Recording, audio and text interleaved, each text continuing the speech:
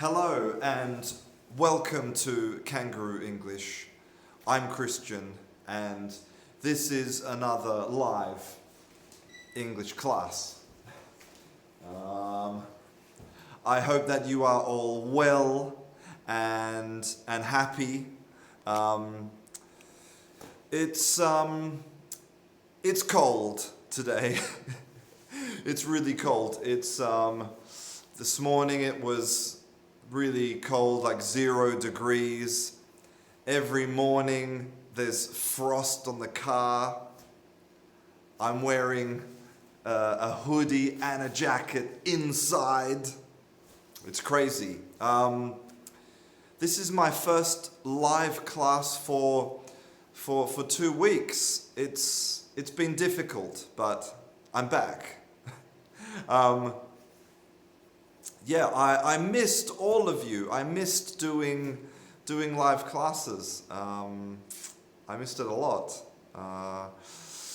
So first things, if you're not connected with me in the Facebook group or on Instagram, then you should, because my Instagram is lit and the Facebook group is incredible.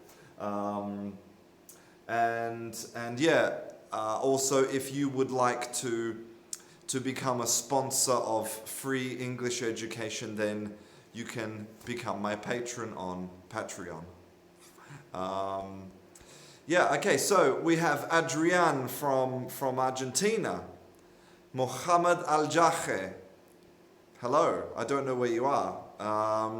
Yumi Kim, Sandro Gomalauri, Nicola Silly Brandy, Julio Lois, Katarzyna Latkowska, more or less. Junior Farias, Sifu Setif from Algeria, Marco in Rome, Duchessa Brandao in Brazil, Angelica Gosha is here, Sanket is here, Meiki Wong, Eduardo Hashim, lots of incredible people in this class. Jasik, Iyad, Hania Mohideen, Juan, Kid Tsunami. So it's traditional in English cultures to make a New Year's resolution.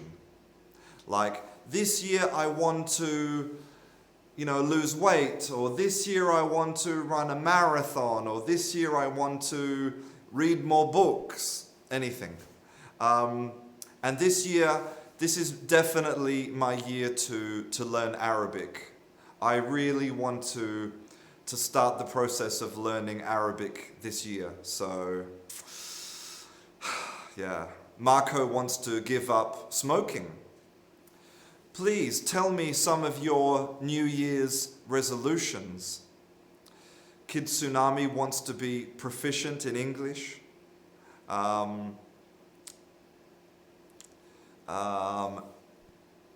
Abdullah says he can help me to learn Arabic. Thank you, Abdullah.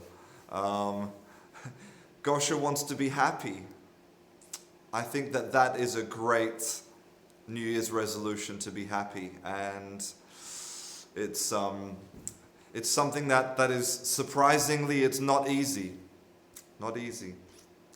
Amir said that I will suffer a lot with Arabic. Well. Marhaba, Amir. Jasik's resolution is to learn English, but you already have great English, Jasik. Mohammed says that I can't learn Arabic. Why not? Tell me why. Patricia wants to learn French, Patricia Martorell. Marco wants to set new goals. Cesar wants to start teaching English. Thanks, Polis, that's very kind. Flower Queen wants to be the first in their department in English. Wow. Oscar's fan recently has formed a heavy metal band and he wants to start playing live. Wow, cool. Who is your inspiration for your metal band? What kind of music is it? Hashim wants to meet me. Well, come to Spain. Or maybe I'll come to you. Where do you live? Okay, so your music is like Judas Priest. Okay, nice. Nice. Fadi says that he can help me with my Arabic as well. Yes, I am Australian, to answer your question. I am Australian. But I haven't lived in Australia for almost 20 years. It's a long time. And I know that maybe some of you don't celebrate Christmas and some of you do, depending on your culture, of course. For people from Anglo-Saxon countries, Christmas is an important time. For some people, it's important for religious reasons. For other people, it's important for, just because you spend time with your family, you get presents, you eat a lot of food, you indulge yourself. So, yes, this year I'm looking forward to spending some time with family.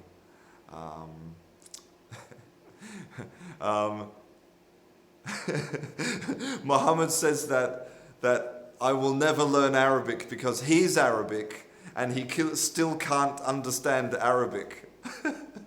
Well, oh my God, that's a big problem.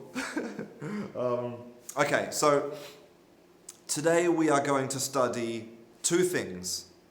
Yes, I'm from Perth. I'm from Perth in England, in Australia, yes. Today we're going to study two things. The first thing is I'm going to teach you some idioms, some fixed phrases in English. And then I'm going to teach you about the importance of metaphor in English. And in next year, I'm releasing a series of classes about metaphor. And today is a preview, a sneak preview of what is coming in 2018. I'm super excited about this series. So Jordan is asking, do I think that syntax and phonology are important when learning English? I think that syntax and phonology are important if you want to be a linguist or maybe an English teacher. But if you want to learn English as a learner, no, I don't think so. Why do you need to know the art of syntax? Okay, so now you're going to experience my beautiful artistic skills. Okay, so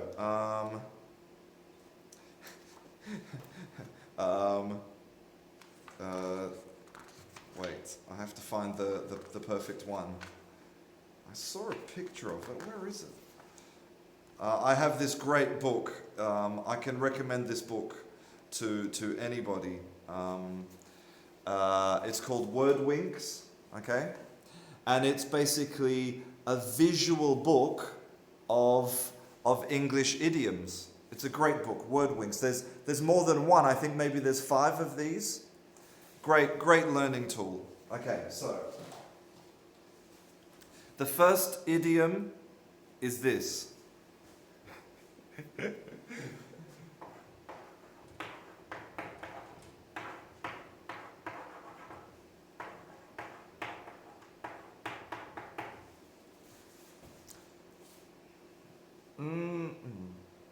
Who can tell me what this idiom is in English? Any ideas?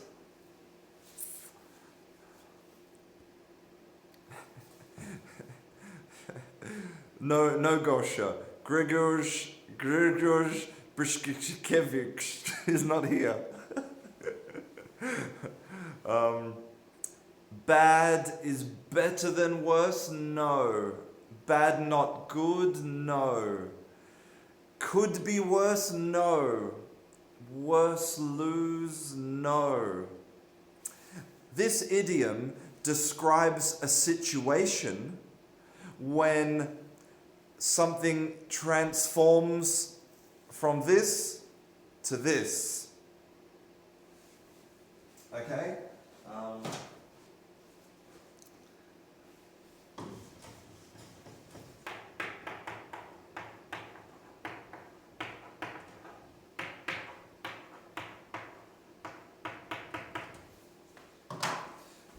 This is the idiom, from bad to worse.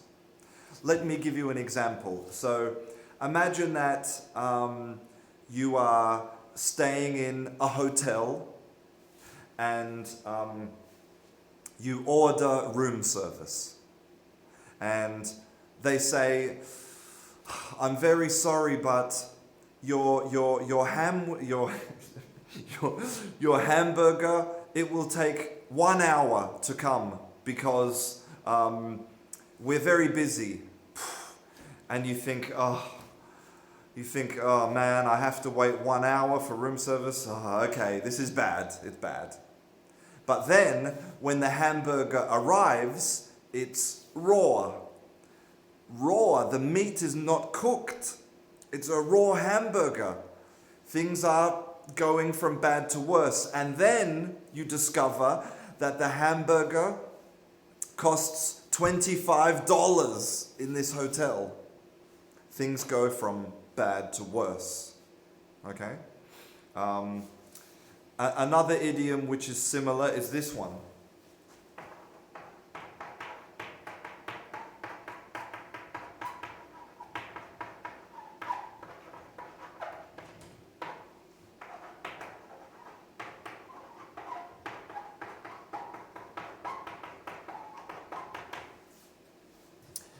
Out of the frying pan and into the fire. So if you imagine you have the fire, and you have the fire, right, and the frying pan. This is for cooking. And so you're in the frying pan.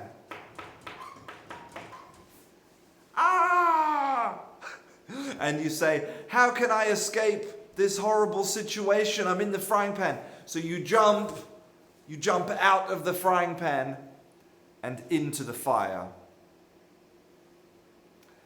From bad to worse, it's very similar, okay?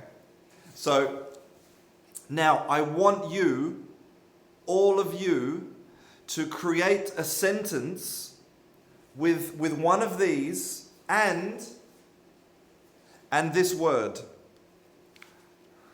eyes. Okay? So create a sentence with from bad to worse or out of the frying pan into the fire using the word eyes. Can you see that? Eyes, eyes, eyes.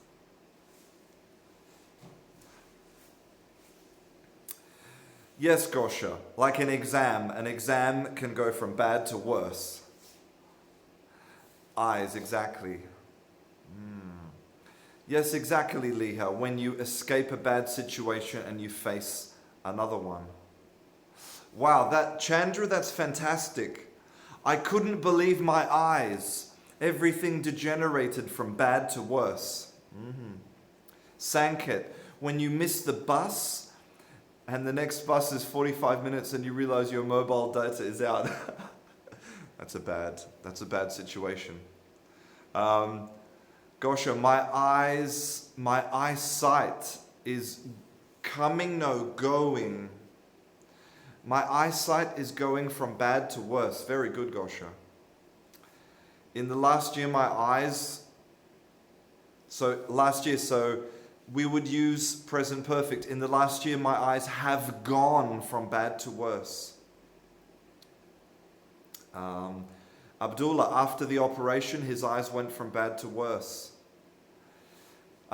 In Poland, they say from the gutter into the rain. Nice, it's a similar idea. Hania Mohidin says, My grandpa's eyesight goes from bad to worse after the operation. It went from bad to worse. Patricia Andrietta, the remedy is worse than the evil. It's very true. Muskan Ali, I was standing with bugged eyes. The situation is now from bad to worse. Very nice, very nice. Hind Abdullah says, after studying, my eyes went from bad to worse. Very good, guys, very good. Okay.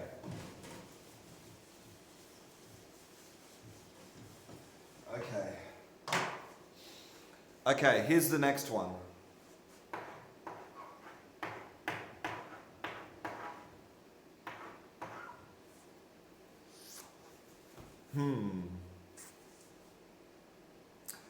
Does anybody have any ideas what this could be?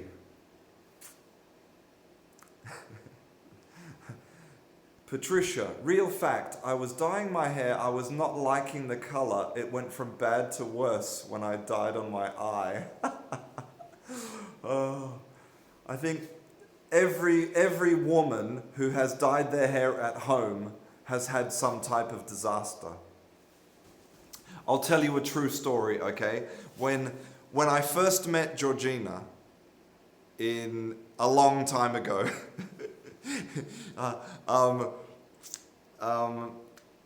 I had a job interview, okay? I had a job interview, and Georgina said to me, she's now my wife, okay? She said to me, Christian, she said, you cannot go to the job interview with your hair like that, because my hair was a little bit long.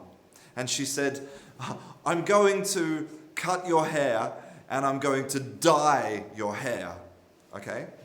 And because I was young and she was my new girlfriend, I said, okay, no problems. You can cut my hair, dye my hair, no problems. So basically she cut my hair like this short, okay? And then she dyed my hair blonde. So I looked like some type of Scandinavian psychopath with really blonde hair, this short, and and dark eyebrows and dark beard. And I had to go to a job interview like this. And actually I got the job. I don't know how, but I got the job. The moral of the story is, don't let other people cut and dye your hair unless they are professionals. It's a bad idea. Okay, so what could this be? What could this be? Okay, this is, let me write it for you.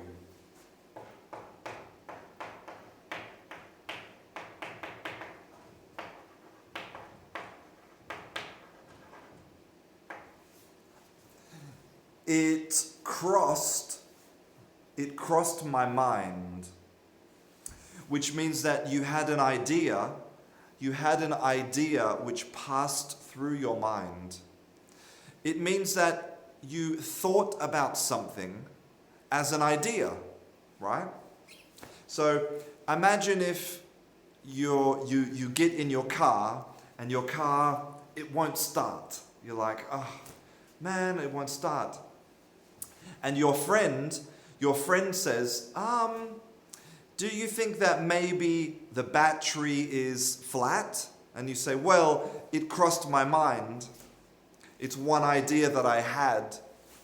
Or do you think that we need to get out of the car and catch the bus? Well, it crossed my mind. So it's similar to saying that, I had an idea, I had that thought. Yes, I should have drawn a cross. So, it crossed my mind.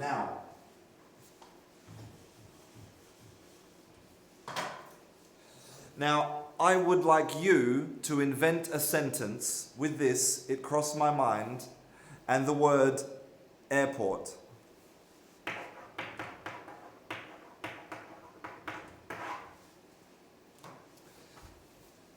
it crossed my mind, and the word airport.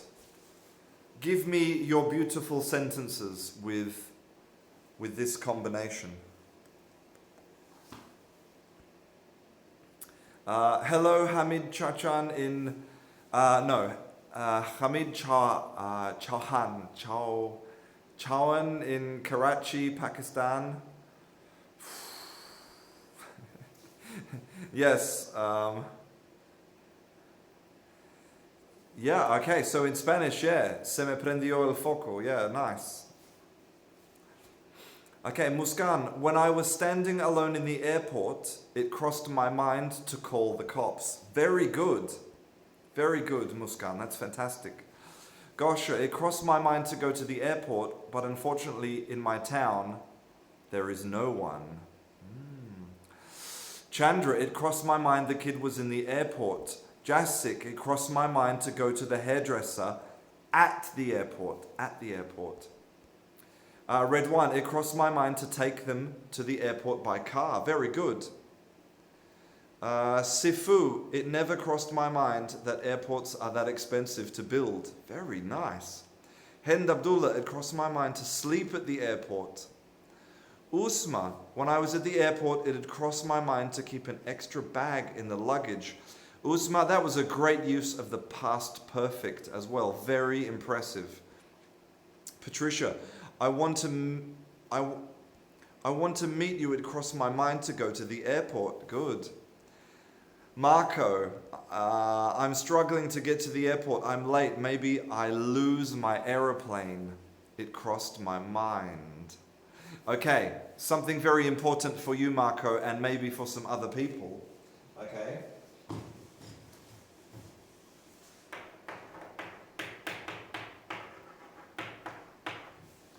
In English, there's a big difference between lose and miss. In a lot of European languages, this is the same. Like in Spanish, it's perder, right? You can lose an aeroplane or you can miss an aeroplane, but they're very different. Lose means that you don't have it. Oh no, I've lost my aeroplane. Where's my aeroplane? Maybe if you go into the Bermuda Triangle, you will, lose your aeroplane. But miss means that you don't catch the transport. You're not able to get on it. You're not, you miss it. It's different. Hello, Anya from Russia. Good to see you again. And yes, you can lose your mind. You can lose your mind, and yes, you can miss a person as well. It's true. Like, I miss you. I want to see you again. I miss you. And also, you can miss your target. Exactly. If you're trying to get something and you miss the target. Hello, Amida Said in Egypt. Assalamu alaikum. I have to start practicing my Arabic already. Assalamu alaikum. Ismi Christian. That's all I know how to say. Maybe in 3 months I will be able to say more things, more exciting things. Okay.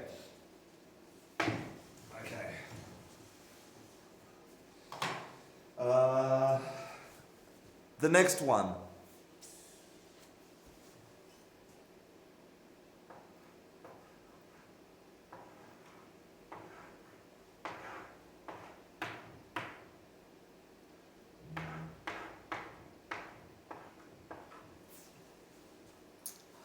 Wow, that was pretty artistic.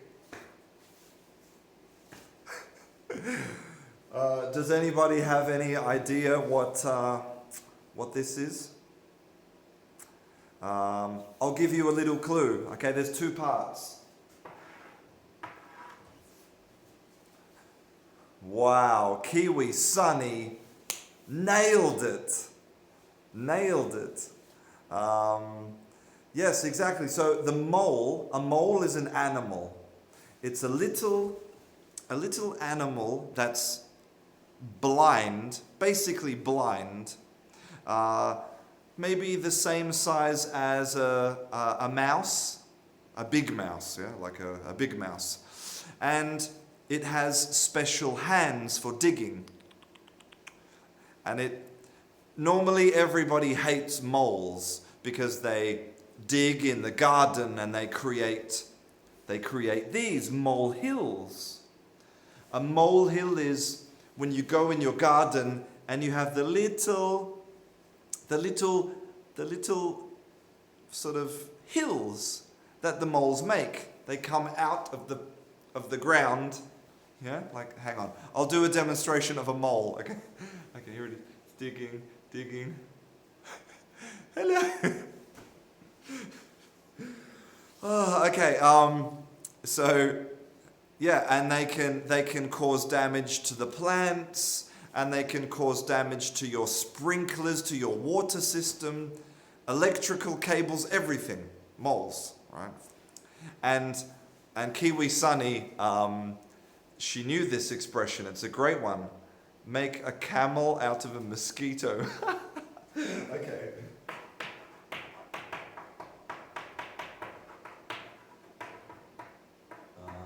Oops.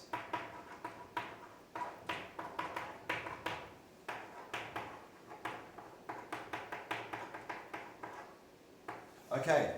To make a mountain out of a molehill. So a molehill is very small and a mountain is very big. So it means that you transform something small and insignificant, you transform it into something big. It basically means that you create drama. You exaggerate. Exactly, Abdullah. Like a storm in a teacup. You are overreacting. Very good, Amir. Very good. So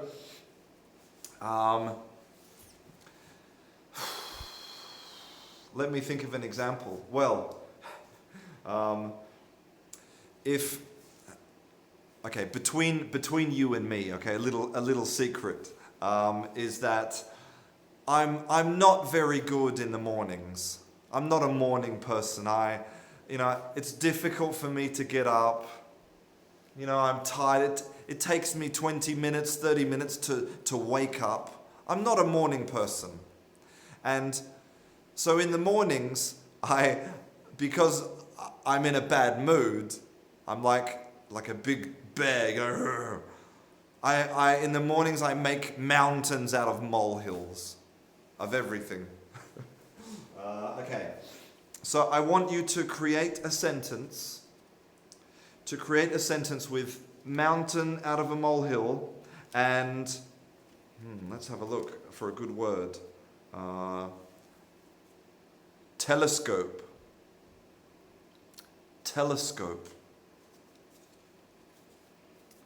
How can you make a mountain out of a molehill and a telescope? And yes, Sandra, you're absolutely right. A mole is also a mark on your body. In Spanish, they're called lunares. Lunas. Do I have any moles? Let's have a look if I have any moles that I can... well, my back is completely covered in moles, but like this little, see this here? This is a little mole here, yeah? Can be caused by, it's caused by melanin in your skin, right? And it's exacerbated by things like the sun. Okay, so let's see your beautiful sentences with mountain, molehill, and telescope. Okay, Chandra. He didn't want to break your telescope. Okay. He didn't want to break your telescope. Don't make a mountain out of a molehill. Very good, Chandra. She saw her boyfriend with a girl from the telescope and she created a mountain out of a molehill. Wow. Okay, so she saw the boyfriend with the girl through the telescope. You see? I'm looking through the telescope, not from, okay? She's such a dramatic person, not so dramatic. She's such a dramatic person, she always makes a mountain out of a molehill.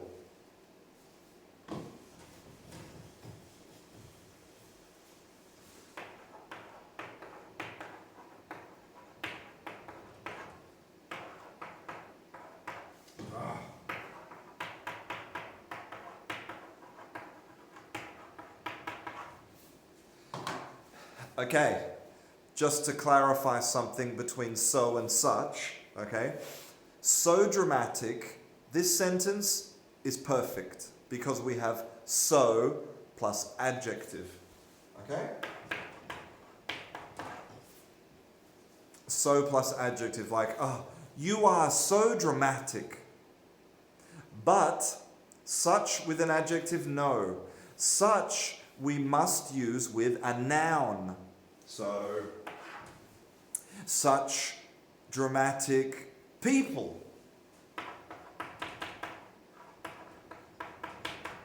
Or such dramatic helicopters or dogs, right?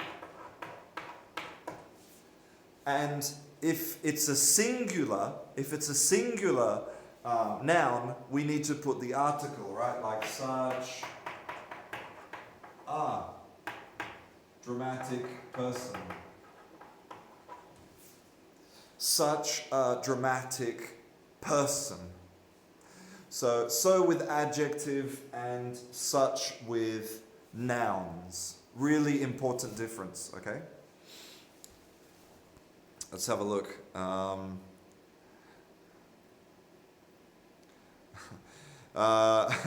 Using a telescope to spy on the neighbor is making a mountain out of a molehill. I was able to buy a telescope, although my friend said that it's a mountain out of a molehill. Good, Gosha, good. Okay, very nice, very nice.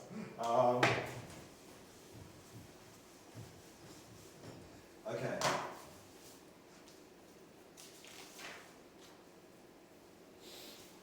Okay. Now let's move on to the second part of the class, okay? I want to talk about metaphor.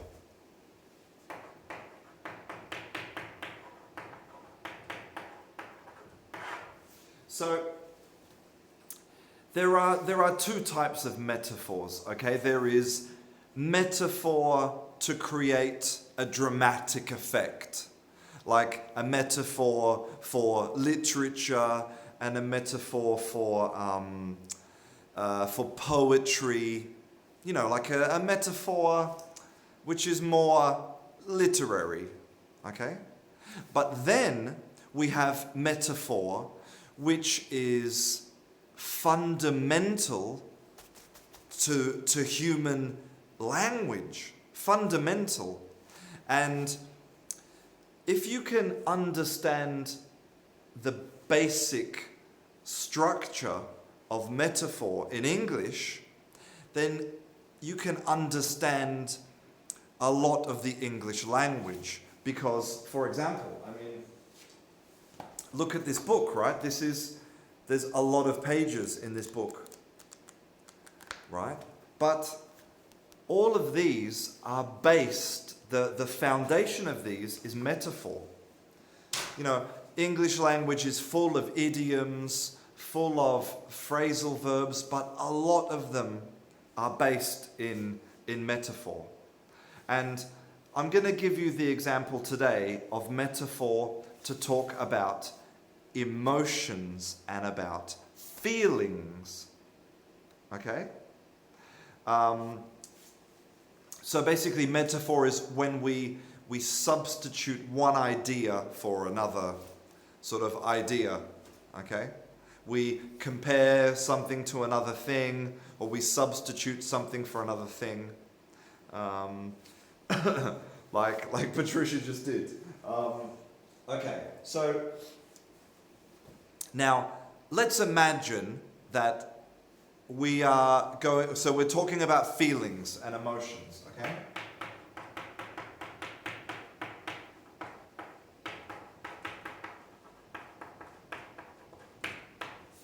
Feelings and emotions. Now this is where I want you to help me to discover some of these metaphors, okay? So, if I tell you something, if I tell you some news, which is very powerful, very important, what's a metaphor for that? What's another way? I mean, how do you feel when I tell you that, that something very powerful? Like, imagine if I told you that there was a terrorist attack, or I tell you that, there was a terrible natural disaster. You feel, okay, so Gosha says she feels shocked. Johnny Mnemonic goes bananas. Okay, the idea is shock. But shock in what way exactly? Like, how does it feel? Right? Let me give you an example of what I mean. When I tell you something like a terrible natural disaster, or somebody is dead, or terrorist attack, it's like this. Impact. Okay? Bad news, strong news, all of this is about impact. It feels like somebody hitting you, okay? And you feel it on the inside. So for example,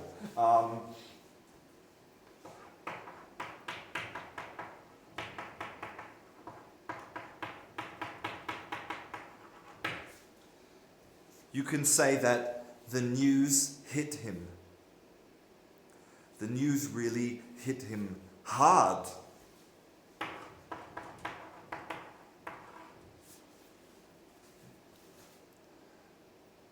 Devastated, horrified. Exactly. Or this, you could say,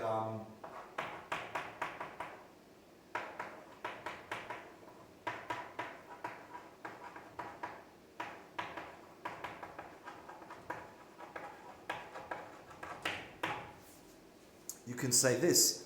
The news had a great impact. Okay? The news had a great impact on him. So again, when somebody tells you something very, very serious, very powerful, then you have that feeling of impact. Okay? Boom. A big impact. And think of the idea of, exactly, Chandra, it's like a punch in the stomach. You can feel sick, you can feel, as you said, shocked, right? Okay, so this is the first concept, okay, the idea of shocking news. What about this? To help you understand the idea more.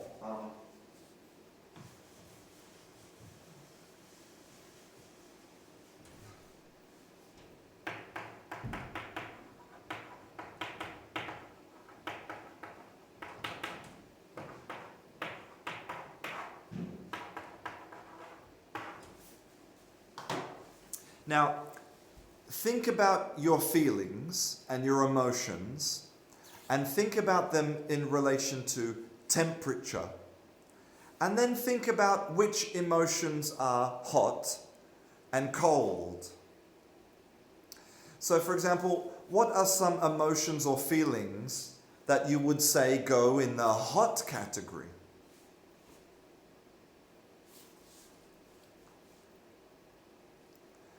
Okay, boiling, but But I'm not talking about synonyms for hot and cold. I'm talking about what are the specific feelings or emotions for hot. Okay, so Gossier says love. Exactly, love is hot, right? Love is not cold. When you're excited, that's a hot feeling, right?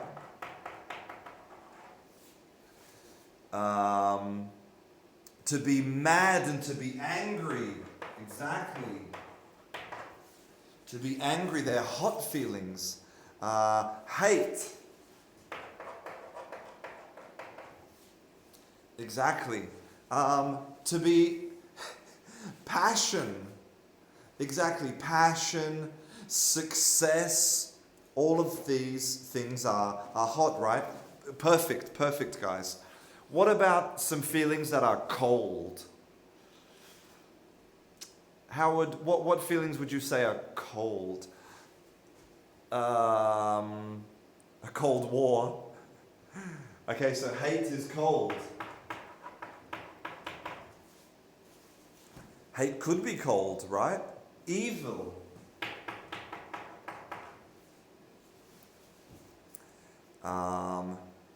To be indifferent, to be sad.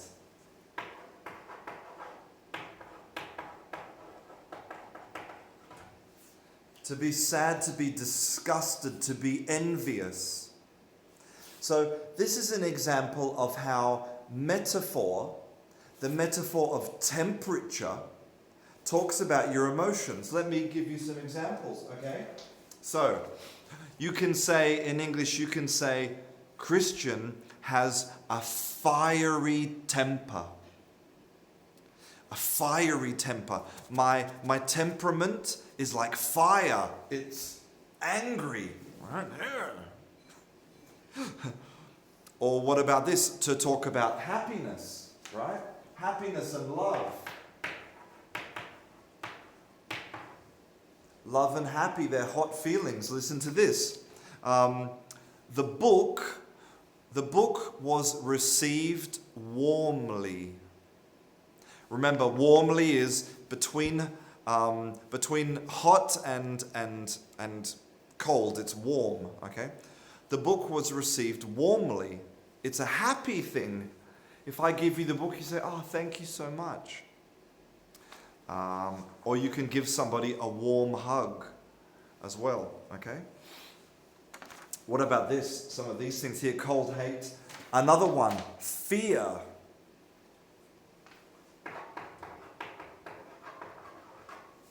Fear. I felt a chill of fear. When you're scared, you have the shiver down your spine, yes? A chill of fear. And somebody actually said this in the comments. Listen to this sentence. She treated us with cold indifference.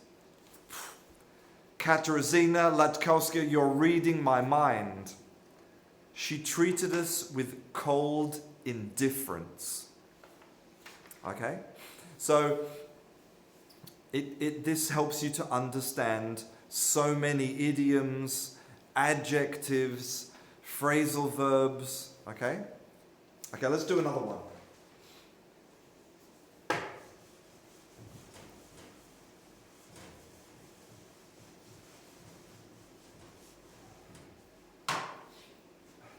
What about metaphors for light? We have two possibilities, right?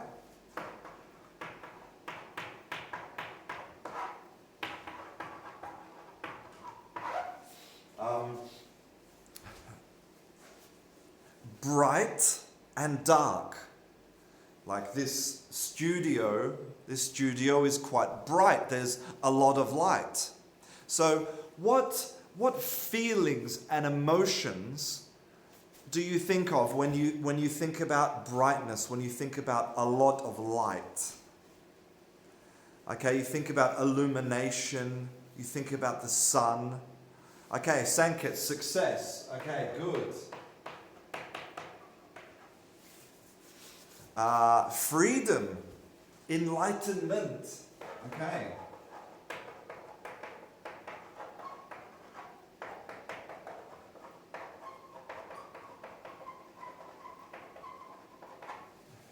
Enlightenment. Okay, optimistic. Optimism. A radiance, hope, smiling. Okay. Intelligence.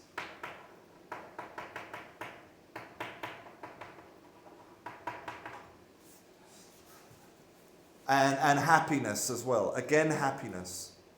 Okay, great. So what about darkness? What feelings or emotions do you have when you think about darkness? Okay, evil, fear, sadness, pessimism.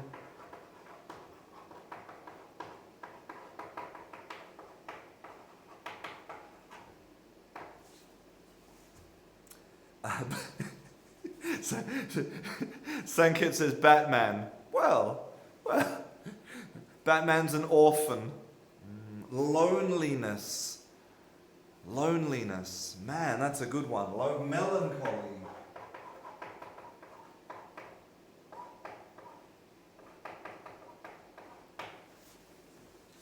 Exactly. So, for example, some example sentences, okay? The future looks very bright. The future looks very bright. The future is happy, yeah? Or you can say, he is a very bright student. He's a bright student. Or I could say the future looks dark for certain countries in the world. Okay? Or I could say, at the moment, there is a shadow over the future of America, for example. A shadow. It's about darkness. So you can use different metaphors of light and dark, okay, to talk about exactly these feelings, just like Mordor. And I think this is not just English. This is universal across cultures, across languages. These metaphors explain how the human brain works. I'm very excited about the future of this. Okay, one final thing I want to tell you, okay? So,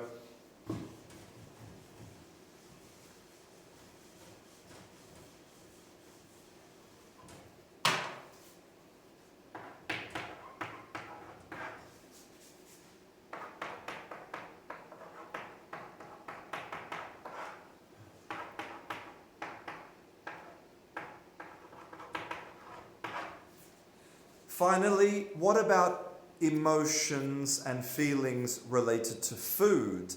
If we think about healthy food and poisoned food, or food which is, bad, off, expired.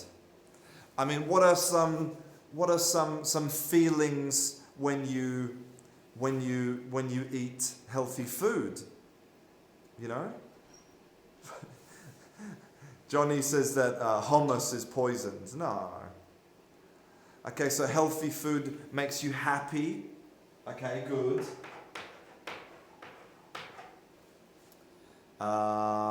It's tasty, yes, but remember, we're not looking for adjectives, we're looking for feelings. Okay, so bitter. Very nice. Poisoned food makes you feel bitter. Healthy food is comforting. Great.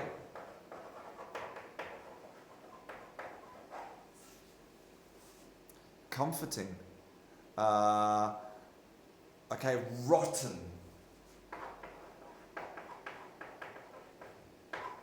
You feel rotten. tasteless. Okay, so for example, listen to these examples.